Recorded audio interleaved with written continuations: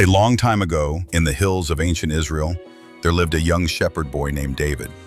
He was the youngest of 8 brothers, and while his older siblings were off fighting in the army, David stayed behind, looking after his family's sheep.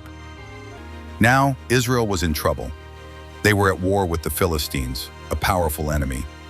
Every day, the 2 armies stood on opposite hills, staring each other down across a valley.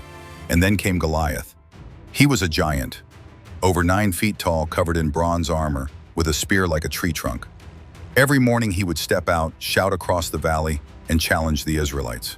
For 40 days, Goliath came out. One day, David was sent to bring food to his brothers on the front lines.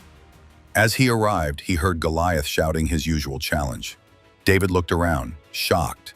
They laughed. "He's a giant, you're just a boy." But David wasn't laughing.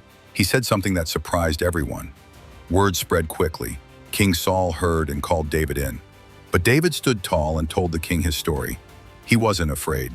The king tried to give David his armor, but it was too heavy. David took it off, grabbed his slingshot, and picked 5 smooth stones from a stream. David stepped into the valley alone. Goliath saw him and laughed. But David shouted back. David took a stone, placed it in his sling, and swung it with all his might. The stone flew through the air, fast and true, and struck Goliath right between the eyes. And just like that, Goliath hit the ground, dead. The Philistines turned and ran. Israel had won.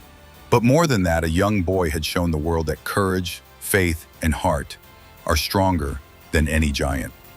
The story of David and Goliath isn't just about a battle.